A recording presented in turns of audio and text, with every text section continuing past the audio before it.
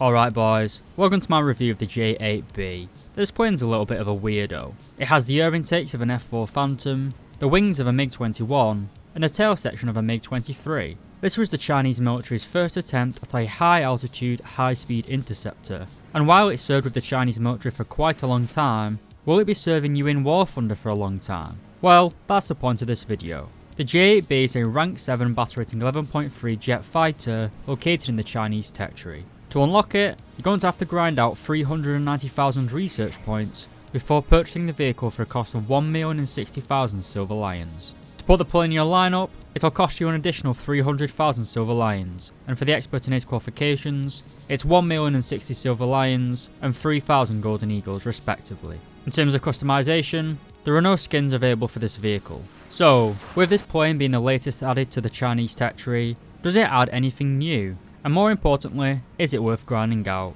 Well, that's the point of this video. Let's jump straight into it. I've already given you guys a few hints about the purpose of the J-8B. It was based on the MiG-21, we can see that with the wing structure, and kind of copied the F4 Phantom's dual engine and twin intake approach, rather than the conventional MiG-21 nose intake. This gave the J-8B a lot of thrust, as well as a low drag fuselage, suggesting that this plane was designed for supersonic flight. And well, yeah, it was an interceptor. It was designed to take off, rapidly climb to altitude, launch its missiles, and then return to base. It's basically just a turbo-powered MiG-21 bis. However, in my opinion, it's slightly better in every way. Like the MiG-21, the J-8B can pull a high amount of instantaneous turn. It can pull a high G due to its delta wing design. But also like the MiG-21, it has a pretty poor continuous turn rate. This plane is bad at rate fighting, mainly due to the fact that the delta wings produce a lot of drag at high angles of attack.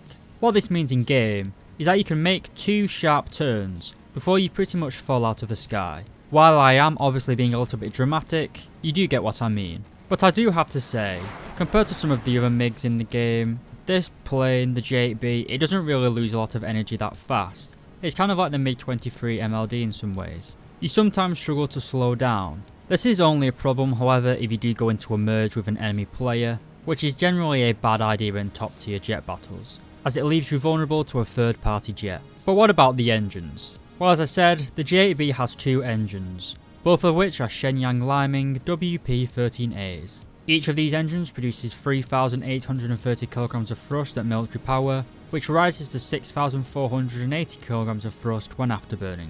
With clean wings, this gives the J-8B a climb rate of 199.5 meters per second and a pretty decent top speed at low altitudes, ripping your wings around 1.2 Mach. This power output, as well as the ability to make some very high angles of attack, does make the plane very good at reversing an opponent. If you're confident with the guns, which we'll get onto shortly, you can have some really good dogfights in this plane, something which a lot of jets at top tier just don't offer you. But speaking of fighting, let's get on to the weapons. And seeing as this is a top tier plane, we'll obviously have to start with the radar. And I'm sorry to say boys, it's quite disappointing. This is the Type 208 radar. It's very basic, especially for top tier. It only has an IFF or Identify, Fend and Throw, as well as a BVR and ACM mode. This is very bare bones for top tier, especially compared to something like the Japanese Phantom, and even the MiG-23 MLD. This will become much more of a problem, as we'll see shortly. But anyway, the stock weapon of the J-8B is the 23mm Type 23-3 cannon, with 200 rounds of ammunition. This is basically the same gun that's found on most of the Soviet aircraft of a similar battle rating.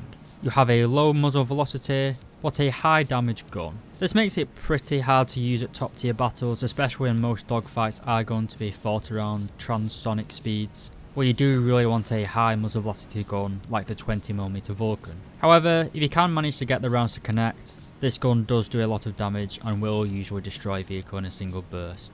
We then have the Type 90 Heat rockets. These are basically a knockoff Chinese equivalent of the Zuni rockets in the American tech tree. They penetrate 283mm of armour and have a TNT warhead containing 1.1 kilos. So pretty decent if you actually do manage to hit something one of these rockets. But a little bit like the F-104s, they don't really have the wing surface area for making low altitude, high AOA attacks. So I wouldn't recommend using this plane as a ground attack option whatsoever. It's a death sentence really. And it's the same thing for our next set of weapons, dumbfire bombs. or dumb bombs more appropriately, of which we only get one choice, the 500-pound LDGP. These contain 118 kilos of TNT and will destroy any vehicle within a radius of 8 meters. But just like the dumbfire rockets, I don't really see a point in ground attacking with the J-8B. There are 2 planes in the Chinese territory that are dedicated ground attack aircraft, as well as a single premium. And taking any sort of bombs or rockets into RRB is pretty much a waste of time. It causes a lot more drag,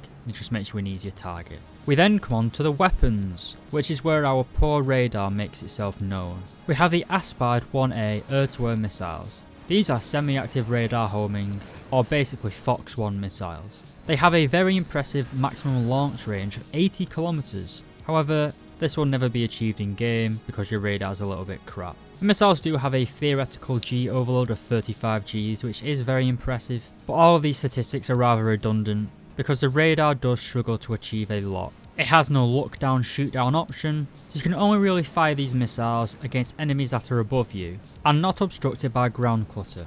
And seeing as the J-8B can only carry 4 air-to-air missiles, I wouldn't recommend taking the Aspides. We then also have one of the best infrared guided missiles in the game, the PL-5B. Originally, these were Chinese copies of the AM-9, but were developed by the Chinese Air Force. The PL-5B variant that you get on this plane are indeed pretty impressive. They have 30 Gs of maximum overload and have a rear aspect lock range of 5.5 kilometers. These missiles are pretty fast off the rail and are very effective in game. Because you can only carry 4 air-to-air weapons on this plane, I would strongly recommend taking 4 PL-5Bs. Because you are rather limited, I wouldn't waste your time with 2 Fox 1 missiles on this plane. Just take the 4 Fox 2 missiles. So, is it worth your time grinding out this plane? Well, to be perfectly honest with you boys, the previous jet, the J-7E, gets the exact same missiles. It obviously doesn't get the Fox 1 missiles, the semi-active radar homing, the Aspides, because that plane doesn't have a radar. But it has a similar level of performance,